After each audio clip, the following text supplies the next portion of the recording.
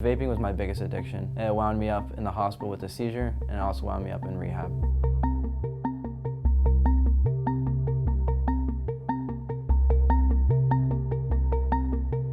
I started using nicotine in 8th grade.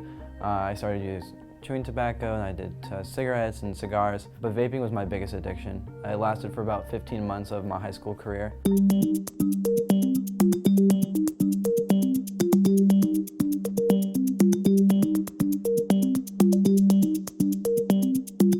And the whole reason I wanted to start vaping and juuling was to quit. And that's what I told my parents when they figured out that I was smoking cigarettes. I told them, hey, I'm gonna start juuling, I'm gonna start vaping, because it's healthier than cigarettes and it's a good way to get off. And they quickly realized that it was very wrong. I was a straight-A student. I went to failing. I used to play 2 sports, soccer and basketball, quit freshman year, and I quickly became very irritable, very angry all the time. At home, I was super explosive. I would damage property when I was mad, or I'd be really super aggressive. And my whole perspective on life had changed.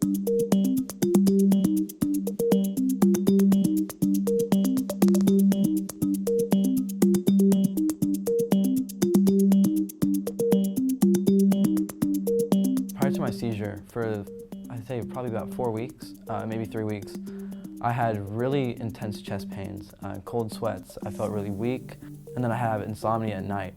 And I thought that was really peculiar. I remember even talking to my mom, thinking like, oh my gosh, like these are signs of a heart attack. But after the seizure, when I went out, I got checked by a cardiologist and a few other doctors, and they said that the chest pains were definitely from inflammation from vaping.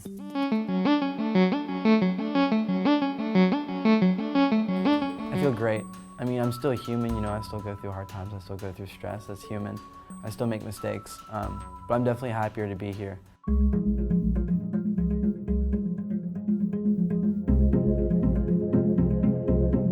So we really don't know what's happening. Everyone who is vaping and using an e-cigarette or a Juul product right now, essentially they are a lab rat for the industry. But if you smoke that product, you're 4 times more likely to go on to smoke a combustible cigarette. 4 times more likely.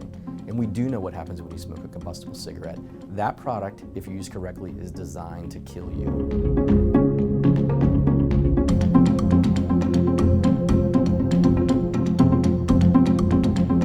Doesn't love Doug the Pug, right? I mean, you would much rather look at that guy's face than this face. We admittedly are taking a little tongue-in-cheek approach and having some fun with a very serious issue. I don't think there's any youth or young adult in America today who's waiting for an adult to tell them what they should think or what they should do. It's just not going to work. And so our job here really is to use and allow people like Doug the Pug to communicate a really serious message, but in a really fun and entertaining way.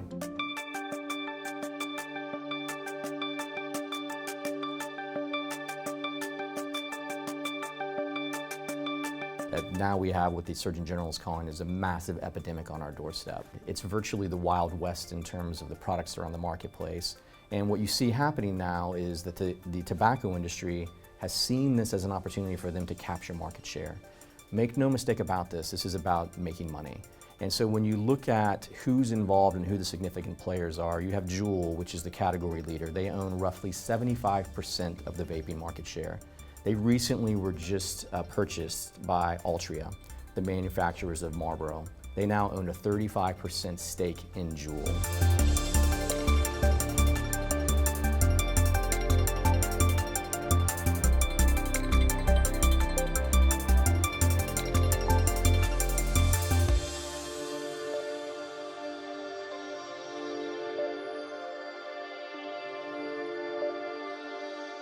I feel so much more comfortable in my own skin. I like myself as a person. Of course, I'm still figuring myself out. I enjoy being around people. I enjoy being in the world.